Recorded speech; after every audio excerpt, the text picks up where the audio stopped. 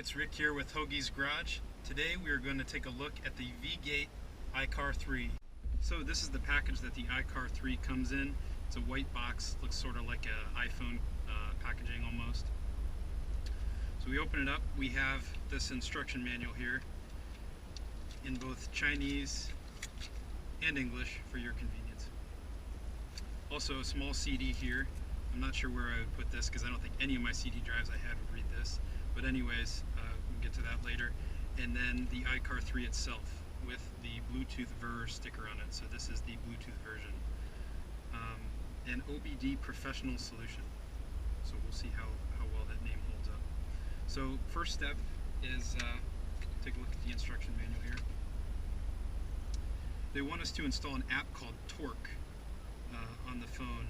And I've already installed it on my phone here. Let me see if I can pull it up.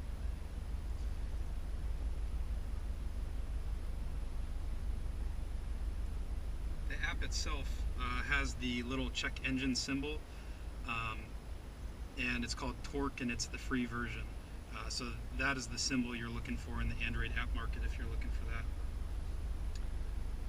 So after that's downloaded, the second step is to connect the iCar3 to the OBD interface.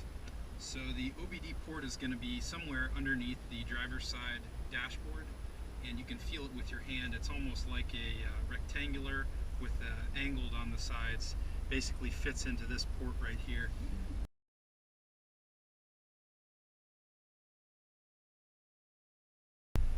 Okay, got it. So on this Honda Accord, it's right here on the driver's side, left-hand side, just plugs right in.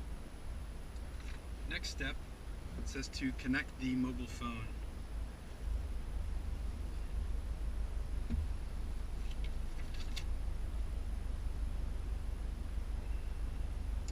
iCar3 Wi-Fi don't need the password to make verification. Well, that's nice. So it looks like for the Bluetooth version, we are going to go into Bluetooth.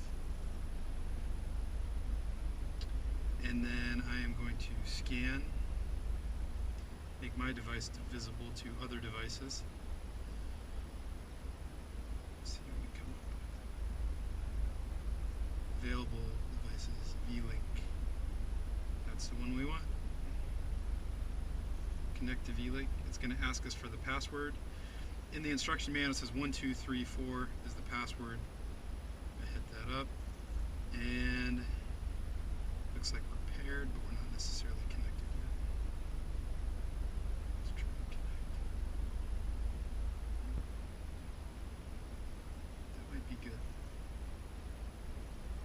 Let's move on to step 4. So next it's going to have us go into the Torque app.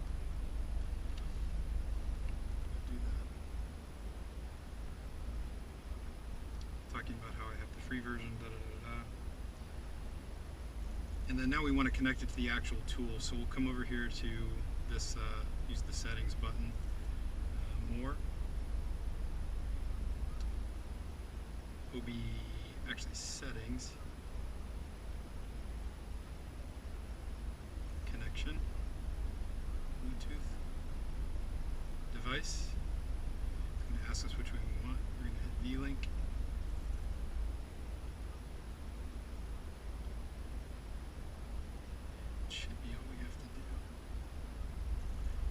So there we go, already populating with some of the parameters that are set as default parameters here.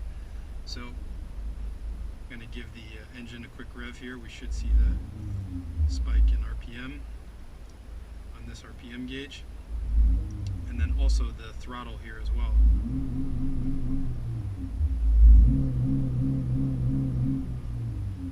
So you can see all of the data that's coming over the car is going directly to the iCar3, and then that iCar3 is transmitting that via Bluetooth over to the app over here. So there's a couple cool things you can do with this. You can monitor, like we're just looking at right here, a bunch of different engine parameters. And then they've got these little graphs too, so if you want to see like a history of what my throttle has been for a certain period of time, and if I increase the throttle a little bit, we'll see up on the map. It's like the last 10 seconds of data or whatever. then it's also kind of cool, it'll show you the high point. So the highest that throttle got to is 27. A couple other things too, the speed, and for some strange reason it's reading boost pressure, but this car isn't turbocharged, so I think that some of the parameters coming over are incorrect. So that's one option that you have of things to do with the iCar3. Another cool thing that you can do is enable data logging. So if I click this toggle logging, what it's going to do is it's going to start logging all of the data that I have coming over into the iCar3. And then it's going to populate that into a file, save it on my phone, and then from that I can go ahead and export it.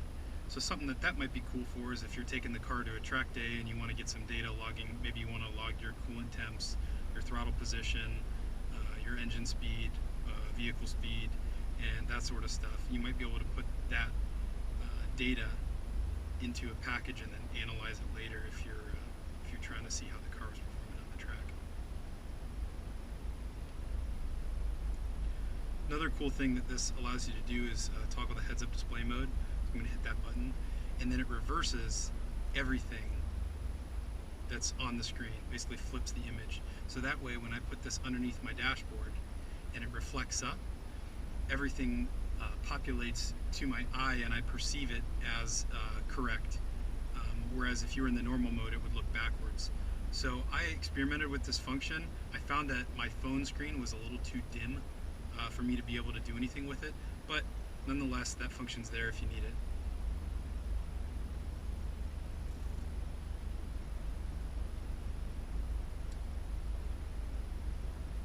So again, you can email those data logs after you're done. You can clear them. You can add more displays. So the default displays are on there. You kind of saw that history graph. There's one that just shows the number. There's the dial gauge one. Let's see. In order to edit these displays, you tap and hold. You can delete the display. You can add display. So let's click here, add display. So here I pulled up the graphs for engine RPM and throttle position. We're going to give this a little spin and see how it goes.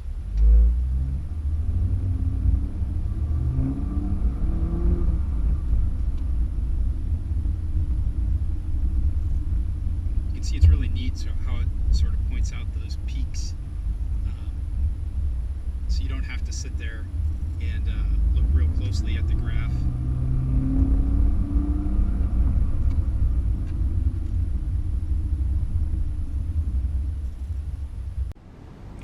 Okay, so I set the dial gauge to the engine RPM gauge, and you should be able to see it along with the actual vehicle tachometer and see sort of the data lag rate. So not terrible.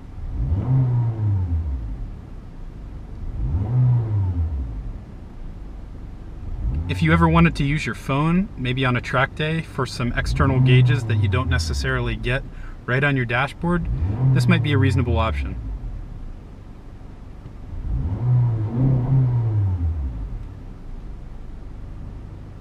So the last video I shot, I didn't actually have any fault codes logged when I went to pull them, so that didn't make much sense. Today we're in a 2016 Acura ILX, and I just set fault code by unplugging the airflow meter. So we've got all kinds of warning lights on the dash, and we're going to go ahead into the torque app and see if we can pull any of those fault codes. So here's my main torque app page. I'm going to click the menu button and then select fault codes. And then it brings up a couple different options. We have log faults, pending faults, historic faults to show, and then also clearing the faults as well. So I'm going to go into show logged faults and see what we've got.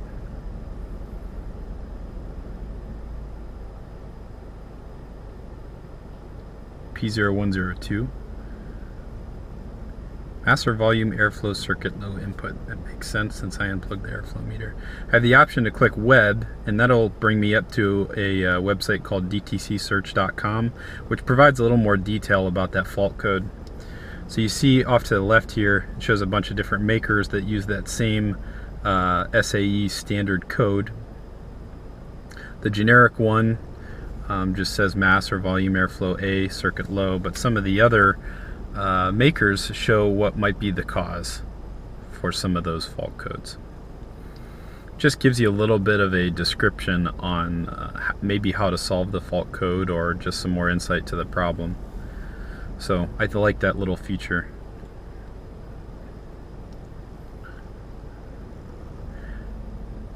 This pending faults and historic faults, I believe historic faults is ones that aren't currently set but maybe are in memory still.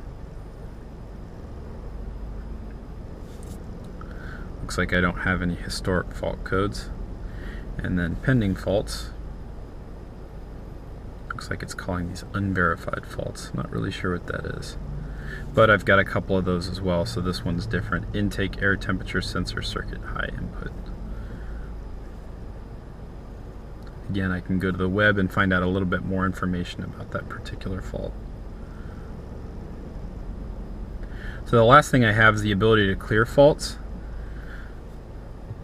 I'm going to give this a shot. I'm going to shut the car off, just turn the ignition on, hit clear logged faults. It's going to give me a warning that I should only do this after the fault has been fixed and when the vehicle is stationary. So it's going to ask us, do you want to clear the fault log? Okay.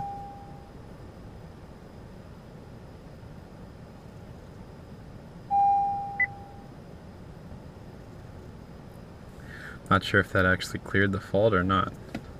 I shut the car off and I'm going to restart.